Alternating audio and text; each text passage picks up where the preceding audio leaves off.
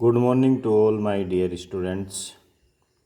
मैं एक बार फिर आपके सामने अपनी नई वीडियो लेकर आया हूँ। अभी अभी 15 अगस्त का जो राष्ट्रीय पर्व है वो देश भर में मनाया गया है और सभी को पता है कि 15 अगस्त 1947 को हमारा देश आज़ाद हुआ था। और आज़ाद किससे हुआ? आज़ाद हुआ अंग्रेज़ों से। तो इसी पे मैंने एक वीडियो बनाई है कि भारत में अंग्रेज़ी राज्य की स्थापना किस तरह से हुई। तो इसी बारे में मैं बताने जा रहा हूँ और सभी ध्यान से, मेरी आशा है इस वीडियो को सभी ध्यान से सुनेंगे। तो जैसा कि आप स्क्रीन पे देख भी रहे हैं कि भारत में अंग्रेज़ी राज्य की स्थापना, ये हमारा हेडिंग है। वैसे तो अंग्रेज़ अकबर का जो लड़का था जहांगीर, उसके शासनकाल में ही भारत में आ चुके थे। लेकिन और अंग्रेज़ी नहीं, दूसरे यूरोपियन भी थे, जैसे फ्रांसीसी थे, पुर्तगाली थे, डच थे। ये सब जो है भारत में व्यापार करने के उद्देश्य से आए थे और केवल जो है राजाओं को उपहार वगैरह देते थे और कोशिश करते थे कि राजाओं से जो है उन्हें परमिशन मिल जाए कि वो भारत में व्यापार कर सकें। तो ये इनका उद्देश्य था। लेकिन उस टाइम एक सशक्त राजा था। अगर अकबर की बात करें तो अकबर ने भी लगभग पूरे भारत पर ही राज्य किया है। फिर उनका जो लड़का था सलीम, जिसको जहांगीर भी कहते हैं, उसने भी लगभग पूरे भारत पे ही राज किया है। फिर उसके बाद शाहजहाँ आ गया और शाहजहाँ के बाद औरंगज़ेब। तो जब तक औरंगज़ेब भारत में रहा तब तक जो है पूरे भारत पर एक ही राजा का शासन था। तो ये कह सकते हैं जैसे आज के समय में पूरे भारत पर प्रधानमंत्री जी का शासन है और उनके शासन में जो हमारे 28 राज्य हैं, सब राज्य में एक एक मुख्यमंत्री नियुक्त किया हुआ है और मुख्यमंत्री पूरे राज्य की शासन व्यवस्था देखता है, कर इकट्ठा करता है और कर को वापस जो है जीएसटी के थ्रू भारत सरकार को दे दिया जाता है। भारत सरकार एक आयोग गठित करती है जिसको वित्त आयोग बोलते हैं और वित्त आयोग फिर अपनी संस्तुति भारत सरकार को देता है।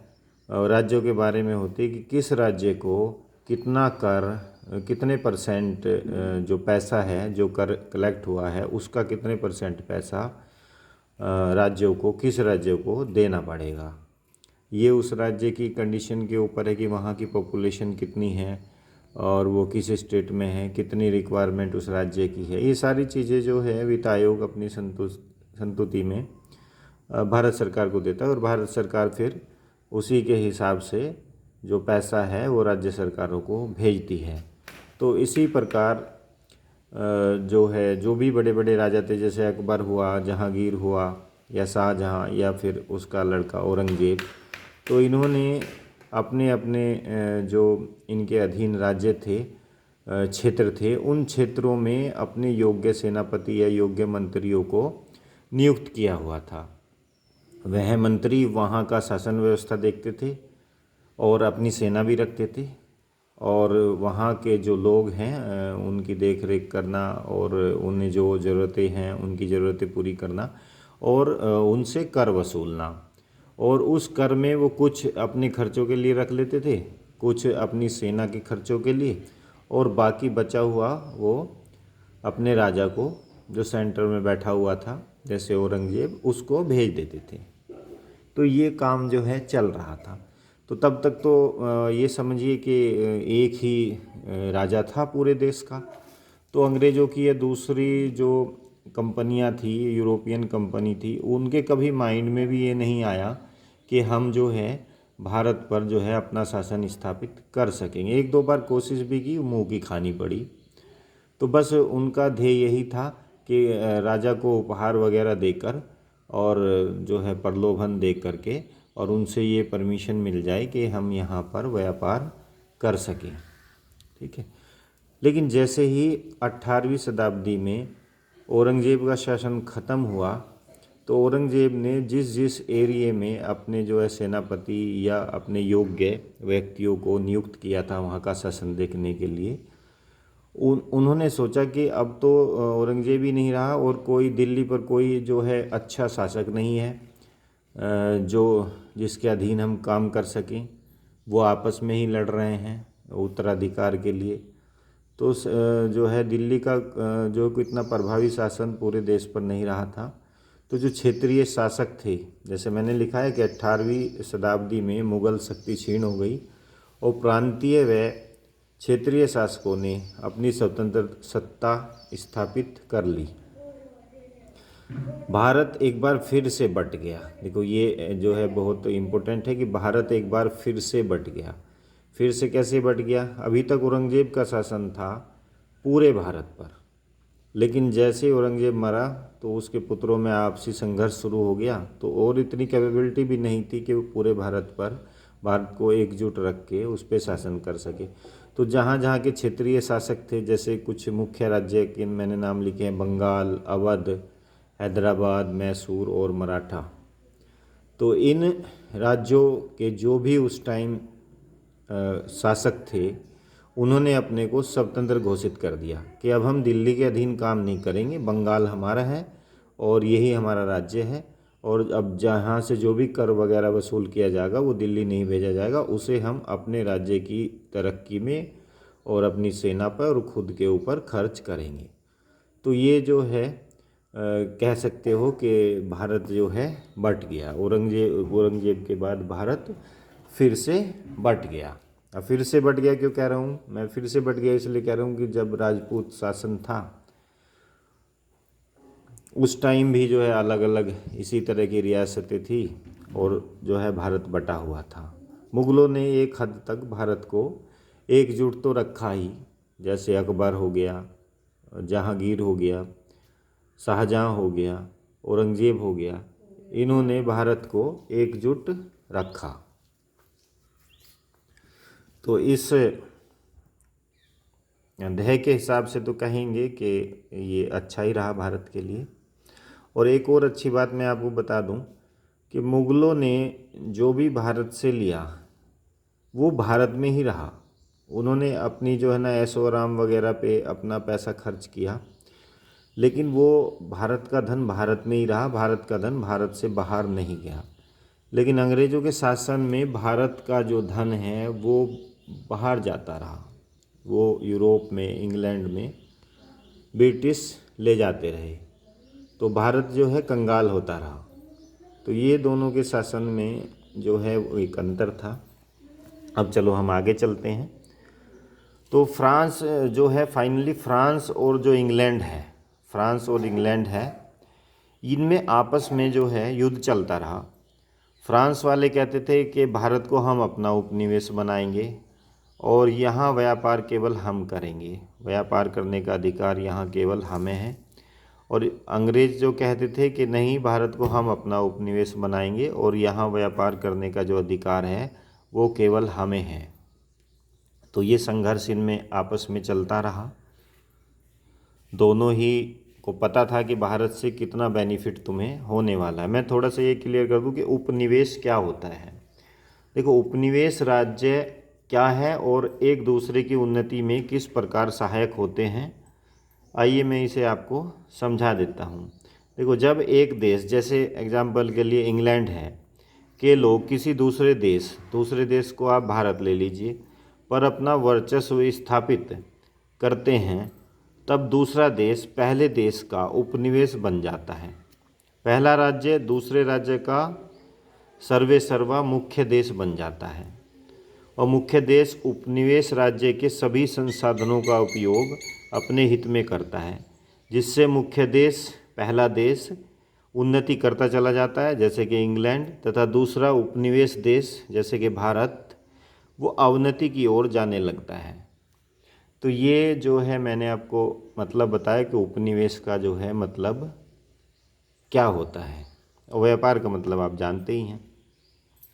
अब ये पॉइंट जो है मैं बता रहा हूँ आपको कि दोनों देश के जो व्यापारी थे वो बहुत धनी हो चुके थे। दोनों देश मतलब फ्रांस और इंग्लैंड, क्योंकि वो भारत से व्यापार कर रहे थे और व्यापार के थ्रू जो भी सामग्री वगैरह थी वो अपने देशों में ले जाते थे और वहाँ ऊंचे दामों पर बेचते थे और काफ़ी धन कमाते थे। तो इससे दोनों देशों के जो व्यापारी हैं फ्रांस और इंग्लैंड के, वो काफ़ी धनी हो गए थे और इतने धनी हो गए थे कि उनका सत्ता में भी हस्तक्षेप होने लगा था। सत्ता में भी हस्तक्षेप, जो उस टाइम फ्रांस के राजा थे और इंग्लैंड के राजा थे, उनकी जो सत्ताएं थी उसमें भी कंपनी के जो व्यापारी थे उनका हस्तक्षेप कम, मतलब ये समझिएगा कंपनी का हस्तक्षेप होने लगा था। क्योंकि आज भी देखिएगा जैसे कोई राजनीतिक दल है तो वो पार्टी फंड में अगर हम उसे कुछ पैसा वगैरह देते हैं तो उसकी सहानुभूति हमारे साथ हो जाती है। जैसे देखिए ये ये जो है आपका जो मुकेश अंबानी, इसका लड़का है अनंत अंबानी। जब उसकी शादी हुई थी तो प्रधानमंत्री भी वहीं दिखे आपको। बड़ी बड़ी राजनीतिक हस्तियां, फिल्म स्टार सब आपको वहीं पे दिखे। अब ये प्रधानमंत्री जी क्यों चले गए? क्या इनके रिश्तेदार थे? नहीं, रिश्तेदार तो नहीं थे। हमारे गांव में या शहर कस्बों में कोई शादी होती है, हम बुलाना चाहते हैं तो प्रधानमंत्री नहीं आते, वहाँ तो चले गए। क्यों? क्योंकि ये बिजनेसमैन है और एक बहुत बड़ा धन ये पार्टी फंड में डालते हैं। तो जो पार्टी फंड में डालेंगे उसी उसी धन से पार्टी अपनी जो है आगे की रणनीति तय करेगी, अपना खर्चा वगैरह करेगी और फिर से जो है शासन में आ जाएगी। तो सहानुभूति तो देनी पड़ेगी। तो इस तरह से जो फ्रांस के और इंग्लैंड के जो व्यापारी थे, कंपनी के जो कर्मचारी थे, उन्होंने काफ़ी धन कंपनी को दिया और कंपनी इतनी पावरफुल हो गई कि इंग्लैंड और फ्रांस जो है वहाँ की जो सरकारें हैं उसमें भी अपना हस्तक्षेप ये करने लगे। यहाँ तक कि राजनीतिक मामला हस्तक्षेप शुरू हो जाता है। चलिए आगे चलते हैं। जैसे मैंने लिखा इंग्लैंड व फ्रांस के राजा, देखिए इंग्लैंड व फ्रांस के राजा का कंपनियों को सहयोग भी मिलने लगा। भाई जब पैसा देंगे तो सहयोग तो मिलेगा, तो सहयोग जो है वो इनका मिलने लगा था। ठीक है, तो इंग्लैंड और फ्रांस के राजा का कंपनियों को सहयोग मिलने लगा। अब आगे जो है भारत को अंग्रेज़ों द्वारा अपना उपनिवेश बनाया जाना। अब ये बताता हूँ कि भारत को जो है अंग्रेज़ों ने किस तरह से अपना उपनिवेश बना लिया और कैसे जो है यहाँ पर अपनी सत्ता स्थापित की। यही मेरा आज का जो है वीडियो है, इसे ध्यान से सुनते रहिए, सारी चीज़ें आपके समझ आ जाएगी। देखिए इंग्लैंड में 18वीं शताब्दी में हुई औद्योगिक क्रांति। पहले तो मैं आपको यही बता दूं, सबसे नीचे वाला हेडिंग है इंग्लैंड में औद्योगिक क्रांति हुई। औद्योगिक क्रांति होती क्या है? औद्योगिक क्रांति होती है कि एक बड़ी संख्या में उद्योगों का लगाए जाना। सरकार टैक्स फ्री उनको जो उद्योगपति हैं ज़मीनें दे रही हैं, उनको बहुत सारी जो है छूट दे रही है, उनको प्रोत्साहित कर रही है कि आप खूब जो है मशीनें लगाएं, खूब उद्योग लगाएं। तो इसको बोलते हैं औद्योगिक क्रांति। तो इंग्लैंड में 18वीं शताब्दी में हुई औद्योगिक क्रांति, वहाँ खूब सारे उद्योग वगैरह लगाए गए। अब जो उद्योग लगाए जाते हैं, तो उद्योग किस पर्पज़ से लगाए जाते हैं? उद्योग लगाए जाते हैं कि कुछ हम यहाँ पे प्रोडक्ट को तैयार करें, प्रोडक्ट बनाएं और जो प्रोडक्ट बनेगा वो अपने देशवासियों को या बाहर जो है दूसरे देश है वहाँ बेचें और उससे काफ़ी धन हम अपना कमाएं। लेकिन प्रोडक्ट को बनाने के लिए हमें क्या चाहिए? उसको बनाने के लिए हमें चाहिए रॉ मटेरियल, कच्चा माल। कच्चा माल कहाँ से आएगा? कच्चा माल भारत से आएगा। ठीक है, कहाँ से आना था कच्चा माल? भारत से आना था। तो ये इंग्लैंड वाले अपने यहाँ अब भारत से जो ये कपास वगैरह ये मंगा रहे हैं और अपने यहाँ उस मशीनों के द्वारा उससे कपड़ा बुन रहे हैं और उस कपड़े को ये क्या कर रहे हैं, भारत में ही बेचेंगे और भारत में बेचने के बाद एक बहुत बड़ा मुनाफा ये कमाएंगे।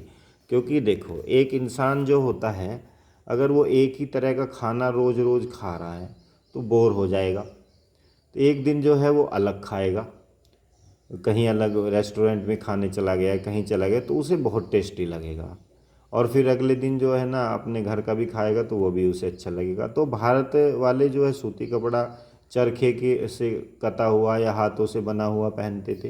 अब ये मशीनों से बना हुआ आ रहा है, सिलाई है, डिज़ाइनिंग अच्छे हैं इसके, ज़्यादा लंबे समय तक चलता है, मजबूत है। तो क्या है ये इसकी क्वालिटी बढ़ गई है। तो ये जो है भारत वाले इसको ख़रीदने लगे। अंग्रेज़ों ने कहा भाई ये जो है मशीनों के द्वारा बना हुआ है, इसमें बहुत सारी क्वालिटी है, ये मजबूत है और ये ज़्यादा लंबे समय तक चलेगा, तो इसको ये तो ज़्यादा पैसों में बिकेगा। तो यहाँ जो है ना वो ज़्यादा पैसों में बेच कर और जो है ना अंग्रेज़ों के द्वारा बुना हुआ कपड़ा खरीदने लगे। तो इससे अंग्रेज़ देखिए क्या कर रहे हैं, भारत से ही कच्चा माल ले रहे हैं सस्ते दामों में और अपने यहाँ ले जाकर अपने उद्योगों में उससे प्रोडक्ट बना रहे हैं और वो ही प्रोडक्ट वो क्या कर रहे हैं, भारत को ही बेच रहे हैं महंगे दामों में और वहाँ से क्या कर रहे हैं, वो मुनाफा कमा रहे हैं। तो देखिए अपने देश का तो उन्हें कुछ नहीं खर्च करना पड़ा, बस उन्होंने क्या है उद्योग लगाए हैं कपड़ा बुनने के और जो है भारत का माल उसमें करके सिंथेसिस करके उसे प्रोसेसिंग करके वापस भारत को ही बेचा जा रहा है और जो है पैसा उन्हें मिल रहा है। तो क्या हो रहा है, भारत का पैसा इंग्लैंड जा रहा है, इंग्लैंड की जो इकोनॉमी है वो मजबूत हो रही है और भारत की जो इकोनॉमी है वो डाउन हो रही है। दूसरी बात ये है कि जो भारत के बुनकर वगैरह थे वहाँ से काफ़ी कपड़ा आने लगा इंग्लैंड से, वो जो है इनके द्वारा लगाए गए जो उद्योग वगैरह थे उनका मुकाबला नहीं कर पाते थे। भारत का बुना कपड़ा, अब एक बात और सुनिएगा यहाँ पे, जो मैंने लिखा भारत का बुना, ऊपर लिखा ना भारत का बुना कपड़ा सस्ते दामों खरीद कर दूसरे यूरोपीय देशों को बेचकर मुनाफा कमाए। एक और तरीका, उस समय जो भारत के जो बुनकर थे वो जो कपड़ा बुनते थे उस कपड़े की इतनी वैल्यू थी खुद इंग्लैंड में और दूसरे यूरोपीय कंट्री में, फ्रांस हो गया, डच हो गया, पुर्तगाल हो गया, जर्मनी हो गया, कि वहाँ पर उसकी बहुत ही ज़्यादा डिमांड थी।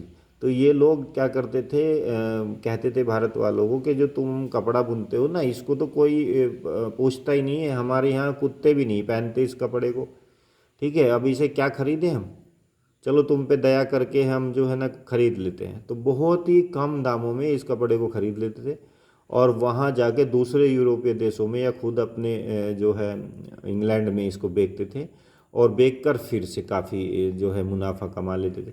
तो दो तरह से जो है ना वो मुनाफा कमा रहे हैं, ठीक है, ये मैंने आपको बताया। तो इससे क्या हो रहा है, भारत के उद्योग धंधे जो हैं वो प्रभावित हो रहे हैं, वो धीरे धीरे ठप हो रहे हैं, बंद हो रहे हैं और हम जो है अपना जो खुद कपड़ा बना लेते थे उसके लिए भी धीरे धीरे हम इंग्लैंड के जो है उस पे निर्भर होते जा रहे हैं, ठीक है, और हमारा जो पैसा है विदेश में जा रहा है, ठीक है। आगे आइए, अब कच्चे माल के लिए जो अंग्रेज है वो नील, पटसन, अफीम, गन्ना, चाय, कहवा ये सब उगाने के लिए भारतीय किसानों को प्रोत्साहित करते थे कि आप जो है ना ये सारी चीज़ें उगाइए और हम आपसे ये खरीदेंगे, अच्छे दामों हम आपसे ये खरीद लेंगे। अब भारतीय किसान इन चीज़ों को उगाने लगे, नील को, पटसन को, अफीम को, गन्ने को, चाय को और कहवे को ये उगाने लगे, ठीक है। जब ये सब उगाने लगे तो फिर अंग्रेज कहते थे अरे भाई इसकी तो डिमांड ही कम हो गई है हमारे देशों में, अब कोई ख़रीद ही ना रहा, नील का भी ज़रूरत नहीं पड़ रही है, पटसन अफीम की नहीं पड़ रही है, चलो तुमने उगा लिया तो हम तुम्हारी फसल खरीद लेते हैं। तो बहुत सस्ते में वो ये फसल जो है किसानों से खरीद लेते थे, ठीक है, और फिर जो है इनको ही अपने उद्योगों में प्रोसेसिंग करके और जो प्रोडक्ट बनाते थे उसको महंगे दामों पे भारत में या दूसरे यूरोपीय देशों में बेचते थे और काफ़ी मुनाफा जो है उन्हें हो रहा था, बहुत धनी हो गए, सरकार से ज़्यादा धनी ईस्ट इंडिया कंपनी हो गई थी, फ्रांस की भी और इंग्लैंड की भी, ठीक है, ठीक है। अब ऊंचे दामों पर देखिए यहाँ लिखा है, देखिए यहाँ पर लिखा है कि ऊंचे दामों पर एक दूसरे यूरोपीय व अन्य देशों को बेचकर मुनाफा कमाया जाता था। वही बता दिया, कच्चा माल यहाँ से जो है ना निकाला और वहाँ प्रोसेसिंग किया, अपने देश में दूसरे देशों में बेच के खूब जो है। अब आगे की बात आती है कि यहाँ जो है ना कच्चा माल जा किस तरह से रहा है यूरोप में, तो तो वो समुद्र के रास्ते जा रहा है। समुद्र के रास्ते की खोज पहले ही हो चुकी है। तो समुद्र के रास्ते जो है कच्चा माल कहाँ जाएगा, यूरोप में जाएगा। अब यूरोप में जाएगा कच्चा माल, तो उसे बंदरगाह तक तो ले जाना है। तो बंदरगाह तक कैसे जाएगा? बंदरगाह तक जाने के लिए हमने क्या है, अंग्रेज़ों ने क्या किया, लाइन, रेलवे लाइन बिछाई, सड़कें सड़कें जो है बनाई, और कोयले की खदानें थी, और जो है लकड़ी का व्यापार, हमारे यहाँ वन वगैरह काफ़ी थे तो लकड़ी काटी जाती थी, उससे फर्नीचर या बंदूक की बट या बहुत सारी जो सामान है वो बनाए जाते थे। तो ये सब जो है बंदरगाह पर जहाज़ों में जो है लोड होना है, तो उसको अब देश के भीतर से बहुत दूर दूर के एरिया से इसको लेके जाना है। तो उसके लिए हमें रेलवे लाइनें चाहिए, कोयला ले जाना है हमें, ठीक है, और जो है लकड़ी ले जानी तो सड़कों के थ्रू, ट्रक वगैरह के थ्रू ले जानी पड़ेगी। तो इसके लिए अंग्रेज़ों ने जो है रेलवे लाइन और सड़कें जो है ना बिछाई। हम कहते हैं कि अंग्रेज़ों ने हमारे देश का बहुत विकास किया, हमें जो है रेलवे दिया, हमारे यहाँ सड़कें बनाई। वो सब कंपनी ने अपने फ़ायदे के लिए बनाई थी, ठीक है, ताकि ज़्यादा से ज़्यादा जो कच्चा माल है और कम से कम खर्च पर बंदरगाह तक पहुंच जाए और वहां लोड हो करके वो फिर इंग्लैंड पहुंच जाए, ठीक है। तो इसमें भी अंग्रेज़ों का अपना ही स्वार्थ था। अब भारत में ईस्ट इंडिया कंपनी और फ्रेंच ईस्ट इंडिया कंपनी व्यापार पर कब्जा करने के लिए आपस में लड़ते थे। ये कहते थे कि भारत हमारा उपनिवेश है, अंग्रेज़ कहेंगे भारत को हम अपना उपनिवेश बनाएंगे, यहाँ से जो व्यापार हम करेंगे। फ्रांसीसी कहते थे नहीं, यहाँ से व्यापार हम करेंगे। तो ये जो है लोग आपस में लड़ते रहे भारत में ही, और वहाँ फ्रांस की और जो इंग्लैंड की जो सरकारें थी वो अपनी अपनी कंपनियों को सपोर्ट कर रही है, सहयोग दे रही है। ये बात मैं आपको पहले ही बता चुका हूँ। तो अब ब्रिटिश ईस्ट इंडिया जो कंपनी थी उसका जो नेतृत्व है वो लॉर्ड क्लाइव कर रहे थे, और फ्रांसीसी जो कंपनी थी उसका जो नेतृत्व है वो डुप्ले कर रहे थे। जो मैंने बताया ये डुप्ले ये कर रहे थे, और ये लॉर्ड क्लाइव कर रहे थे। ब्रिटिश ईस्ट इंडिया कंपनी का जो नेतृत्व है वो लॉर्ड क्लाइव कर रहे थे, और लॉर्ड क्लाइव ने ही ईस्ट इंडिया कंपनी को काफ़ी मजबूत स्थिति में ला दिया था। वो आगे हम आपको बताएंगे। अब आगे ये भारत के राज्य और विदेशी कंपनियों की सेनाएं। अब देखिएगा, विदेशी जो कंपनियां थी वो इतनी धनी हो गई थी कि उन्होंने भारत में ज़मीनें खरीद ली थी, अपनी कोठियां बना ली थी, उसकी किलेबंदी कर ली थी, और अपने सैनिक रखने लगे थे, एक ट्रेंड सेना रखने लगे थे वे। तो राजा और जो नवाब थे वो आपस में, अब ये भारत के राजा और नवाब क्या कर रहे हैं, जो अलग अलग औरंगजेब के बाद जो है अब अपने को स्वतंत्र कर चुके हैं, और अपने को उस पर्टिकुलर क्षेत्र का, जैसे बंगाल है, अवध है, हैदराबाद है, कर्नाटक है, उनका क्या कर चुके हैं, उनका शासक घोषित कर चुके हैं।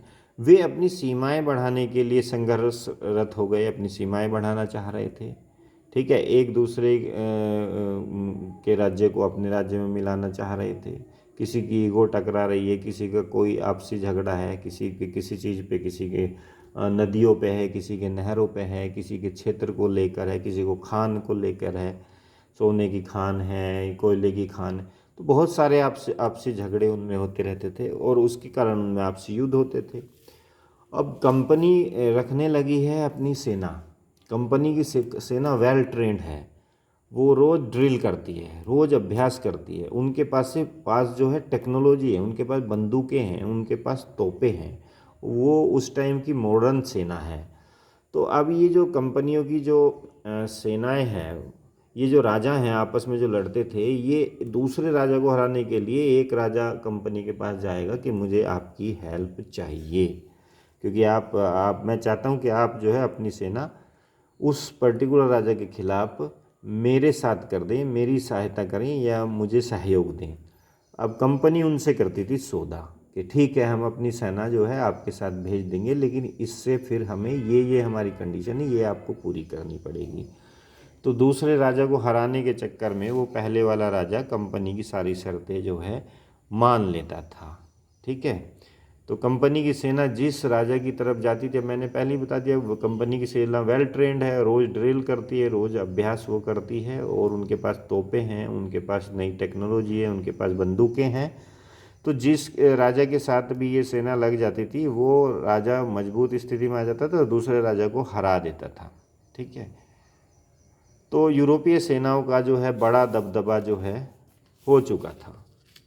अब जो है मैं आगे जो है आपको यहाँ तक आ गया मैं बताता हूँ कि यूरोपीय सेनाओं के पास बेहतर नौसेना, तोपें और बंदूकें भी थी, और यूरोपीय जो सैनिक थे वो नियमित परेड और ड्रिल के साथ अनुशासित थे। ये बातें मैं आपको पहले ही बता चुका हूँ। अब राजाओं की सैन्य ताकत बढ़ाने के बदले वो बहुत भारी मुनाफा जो है या व्यापार के लिए रियायतें, ये सब उनसे राजाओं से फिर वसूल करते थे। कभी कभी तो कि राजा से एक बहुत बड़ा क्षेत्र वो ले लेते थे कि इस क्षेत्र में जो व्यापार करेंगे वो हम करेंगे, और इस क्षेत्र में जो भी शासन चलाया जाएगा वो शासन भी हम ही चलाएंगे। ठीक है, जो कर वगैरह वसूल करेंगे वो भी हम ही करेंगे। ठीक है, तो जो जैसे देखो राजा से प्राप्त इलाके में कंपनी क्या करेगी, इस इलाके के गांव से लगान प्राप्त भी करेगी, खुद ही लगान प्राप्त करेगी इसे। उस लगान से जो वो कंपनी भारत में सैनिक रखे हुए हैं, वो जो लगान उसे मिलेगा वो वहाँ पे उसका जो है काम आएगा। ठीक है, देखो ये लिखा है कि इस धन से इस तरह मिले धन से कंपनी अपनी सेना का खर्च भी चलाने लगी। ठीक है, और अपने जो दूसरे खर्चे वगैरह हैं वो सब चलाने लगी, और जो राजा है उन्हें जो है ना बहुत ही रियायतें देने लगे, और साथ साथ में बहुत धन भी देते। भारत में ज़मीन इन्होंने खरीद ली, कोठियाँ बना ली और अपने किलेबंदी कर ली, और क्या किया है, अपनी सेना बना ली है। ठीक है, तो आ रहे हैं धीरे धीरे ये अंग्रेज़ जो है आ रहे हैं और पूरे भारत पर कब्जा कर ही लेंगे। ठीक है, क्योंकि हमारी ही कमी है, हम अलग अलग उसमें बट गए हैं। ठीक है, ये मेरा ये तेरा है ना, ये मेरा स्वार्थ ये तेरा स्वार्थ, देश का स्वार्थ कुछ नहीं, मेरा राज्य ही मेरे लिए देश है। ठीक है, ये सब पड़ोसी के यहाँ क्या हो रहा है, कुछ भी हो जाए मुझे मतलब नहीं है, मेरा घर जो है वो सेफ रहना चाहिए। लेकिन मैं यही कहूँगा कि आपका घर में अगर पड़ोसी सही नहीं है या पड़ोसी को कुछ नुकसान हो रहा है तो आप पे भी कहीं ना कहीं उसका फ़र्क ज़रूर ही पड़ेगा। तो भारत में ज़मीनें खरीदी, कंपनियों ने कोठियाँ बना ली, किलेबंदी की, कंपनियों ने भारत में आपस में कई युद्ध लड़े। ठीक है, कौन कौन सी कंपनियों ने, जो फ्रांसीसी कंपनी थी और जो कौन सी कंपनी थी, ईस्ट इंडिया कंपनी। अब ये आपस में ही लड़ रहे हैं क्योंकि दोनों से ही जो है यहाँ के राजा या शासक जो है क्या कर रहे थे, सहायता प्राप्त कर रहे थे। दोनों को ही बेनिफिट हो रहा था, फ्रांस वालों को भी और जो है अंग्रेज़ों को भी। जो इंग्लैंड की जो ईस्ट इंडिया कंपनी थी, अब ये खुद ही सोचने लगे कि यार ऐसे तो ठीक नहीं है, हम जो है फ्रांसीसी सोचते थे हम यहाँ पे रहें, हमारा उपनिवेश रहे ही, और जो इंग्लैंड की जो ईस्ट इंडिया कंपनी थी वो सोच रही थी हमारा। तो ये आपस में लड़ने लगे। ठीक है, क्योंकि भारत में तो कोई खदेड़ने वाला, इन्हें भगाने वाला उस टाइम था ही नहीं। तो दक्षिणी भारत में ये युद्ध लड़े गए हैं। दक्षिणी भारत में क्यों, दक्षिणी भारत बड़ा इम्पोर्टेंट प्लेस रहा है व्यापार के लिए, क्योंकि वहाँ जो है ना बंदरगाह नज़दीक हैं, और वहीं से जो हिंद महासागर के थ्रू और फिर आपके साउथ अफ्रीका कॉन्टिनेंट से और अरब कॉन्टिनेंट के बीच में जो स्वेज कैनाल है, वहाँ से जो है होके ये भूमध्य सागर में चले जाते थे और फिर जो है यूरोप में ये चले जाते थे। ठीक है, तो अब दक्षिणी भारत में 1746 ईस्वी से लेकर के और 1763 ईस्वी के मध्य 3 युद्ध लड़े गए, जिन्हें कर्नाटक का युद्ध कहा गया। ये किस किस के बीच लड़े गए हैं, फ्रांसीसी ईस्ट इंडिया कंपनी और कौन सी है आपकी, इंग्लैंड ईस्ट इंडिया कंपनी। तो जो कर्नाटक का प्रथम युद्ध लड़ा गया वो 1746 से 1748 ईस्वी में है। दूसरा है 1749 से 1754 ईस्वी में है, और तीसरा जो युद्ध है 1756 से 1763 ईस्वी में है। ये आपस में लड़ते रहते थे, लेकिन अंत में बिल्कुल 1760 ईस्वी में वांडीवास का युद्ध हुआ, जिसमें अंग्रेज़ों से जो फ्रांसीसी थे वो क्या हो गए, पराजित हो गए। ठीक है, पराजित हो गए तो उनका अपना जो है यहाँ से फिर जो है जो आपकी इंग्लैंड की ईस्ट इंडिया कंपनी थी वो फिर से पावर में आ गई।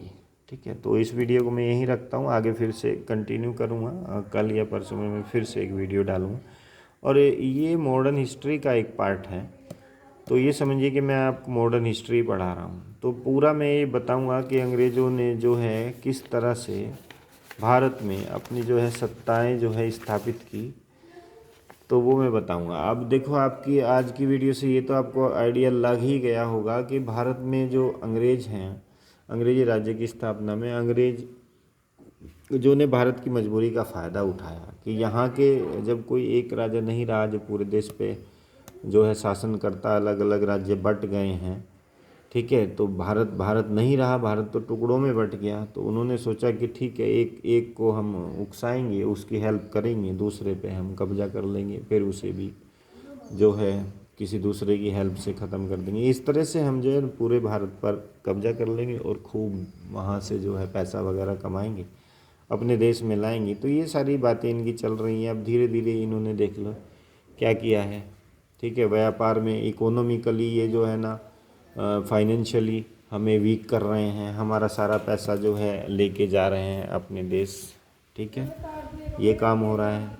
फिर धीरे धीरे अपनी जो है सेना जो है भारत में लाने लगे, वो एक दूसरे राजा की हेल्प करते हैं, तो उससे काफ़ी रियायत मिलती है इन्हें व्यापार में, या राज्य ही दे रहा है वो, कुछ बहुत बड़ा क्षेत्र दे रहा है तो उसका मालिकाना हक इनको मिल रहा है। अपनी कोठियाँ, अपनी कॉलोनियाँ इन्होंने बना दी हैं, ठीक है।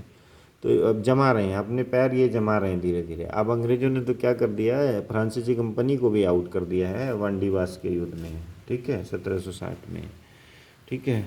अब तो बस क्या होना है ये देखिएगा, मैंने आपको बताया है कि जो ये वांडीवास का युद्ध हुआ वो 1760 में हुआ है, ये लिखा 1760। और यहाँ इसके बाद तो फ्रांसीसी कंपनी ख़त्म ही हो गई, केवल थोड़ा बहुत व्यापार ही करती थी। और उन्होंने जो है सपना देखना कि भारत को उपनिवेश बनाए, उस बात का जो सपना देखना ही छोड़ दिया था। और जो इंग्लैंड की ईस्ट इंडिया कंपनी थी वो पूरी जो है अपना फॉर्म में आ गई थी। तो अब आगे देखेंगे कि किस किस राजा को किस किस तरह से इन्होंने अपने कब्जे में लिया और पूरे भारत पर किस तरह से इन्होंने अपना जो है वर्चस्व स्थापित कर लिया और फिर यहाँ पर राज किया, और फिर कैसे हमने इन्हें भगाया, वो सारी मैं कहानी जो है आपको विस्तार से सुनाऊंगा अब वीडियो के थ्रू। ध्यान से सुनते रहिएगा। आज के लिए इतना ही काफ़ी है। धन्यवाद। Thank you very much.